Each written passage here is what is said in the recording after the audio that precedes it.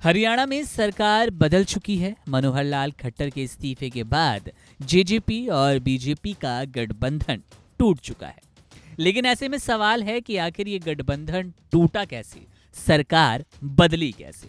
आपको पहले वो 5 कारण बताते हैं जो आपको समझा देंगे कि जजपा और भाजपा के गठबंधन के टूटने की वजह क्या है। जजपा भाजपा से 2 लोकसभा सीट लेने पर अड़ी थी, मगर भाजपा देने को ये सीटें तैयार नहीं थी। दूसरा बिंदु है, भाजपा के अंदर जजपा को लेकर काफी खिलाफत थी। कई बार विधायक नेतृत्व के सामने नाराजगी जता चुके थे। तीसरे बिंदु पर नजर डालें तो दुष्यंत चौटाला भाजपा सरकार के लिए फैसलों का श्रेय ले रहे थे, जो कि भाजपा को बिल्कुल पसंद नहीं था। चौथे बिंदु पर नजर डालें तो भाजपा के मना करने के बावजूद जजपा ने राजस्थान में अपने उम्मीदवार उतारे। वहीं पर 5वां और अंतिम कारण ये है कि जजपा के पास जो विभाग थे उनमें विपक्ष लगातार भ्रष्टाचार के आरोप लगा रहा था। हरियाणा में मनोहर लाल खट्टर के इस्तीफे के बाद से ही बीजेपी और जेजेपी की गठबंधन वाली सरकार टूट गई। इसके साथ ही मनोहर लाल खट्टर और दुष्यंत चौटाला के रिश्तों पर भी फुल स्टॉप लग गया। बता दें कि महीनों पहले से राजनीतिक जानकार गठबंधन टूटने के कयास लगा रहे थे और इस कयास के पीछे की वजह थी मनोहर लाल, विप्लव देव और दुष्यंत चौटाला की कुछ पुरानी बयानबाजियां। विपक्ष लगातार आरोप लगा रहा था, मगर भाजपा चुप्पी साध लेती थी। यहां तक कि इन घोटालों की रिपोर्ट अब तक सामने नहीं आई है। पार्टी के कई विधायक भी पार्टी नेतृत्व के सामने जजपा के साथ गठबंधन रखने पर नाराजगी जता चुके थे। वहीं पार्टी प्रभारी विप्लव कुमार देव ने भी कई मौकों पर इस बात के संकेत दिए कि भाजपा राज्य में अकेले चुनाव लड़ेगी और किसी के साथ गठबंधन में नहीं रहने वाली। वहीं दुष्यंत चौटाला कम से कम 2 लोकसभा सीटें मांग रहे थे। यहाँ पर यह भी बता दें कि मनोहर लाल किसी भी हाल में जजपा को 2 सीटें देने के पक्ष में नहीं थे।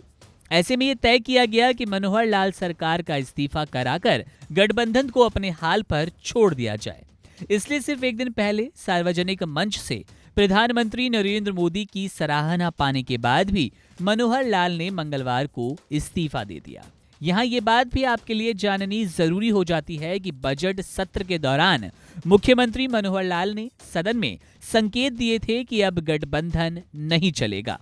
हालांकि तमाम घटनाक्रम के बावजूद जजपा भाजपा के इस गुप्त प्लान से अनभिज्ञ रही। एक तो जजपा द्वारा पर्ची नहीं भरने देने पर भाजपा की ओर से जजपा विधायक राजकुमार गौतम को 2 बार बुलाया गया और दोनों बार गौतम ने दुष्यंत के खिलाफ मोर्चा खोला था और अकेले में सभी विभाग लेने पर सवाल उठाए थे। दूसरा, एक्साइज पॉलिसी में प्लास्टिक की बोतलें बंद करने के दुष्यंत के फैसले को सीएम ने पलट दिया था। वहीं इसके अलावा कोरोना काल में शराब घोटाला हुआ, खूब हो हल्ला मचा, मगर जांच रिपोर्ट सामने नहीं आई। इसी दौरान रजिस्ट्री घोटाला भी हुआ, इसमें भी सरकार की छवि खराब हुई। विपक्ष भी जजपा के बजाय भाजपा पर निशाना साधता था। वहीं भाजपा के पूर्व सहयोगी चौधरी बीरेंद्र सिंह भी कई मौकों पर जजपा पर भ्रष्टाचार के आरोप लगा चुके थे। भाजपा के नेताओं ने ये भी आरोप लगाया कि राज्य की भाजपा सरकार के किए गए कार्यों का भी श्रेय ये लोग ले रहे हैं। राज्य के हाईवे में जो अभूतपूर्व सुधार व निर्माण हुआ, उसका श्रेय दुष्यंत ही लेते रहे। हालांकि विभाग उनके पास ही था, लेकिन अधिकतर योजनाएं केंद्र सरकार पास कर रही थी। वहीं राज्य सरकार ने पंचायती राज संस्थाओं में भी महिलाओं के लिए 50% कोटा तय किया था, जिसका भी श्रेय दुष्यंत ले रहे थे। ये बातें भाजपा आलाकमान को पसंद नहीं आई और गठबंधन तोड़ने का ये एक कारण बना। वहीं भाजपा के कई विधायक भी जजपा के साथ गठबंधन को लेकर अपनी नाराजगी जता रहे थे।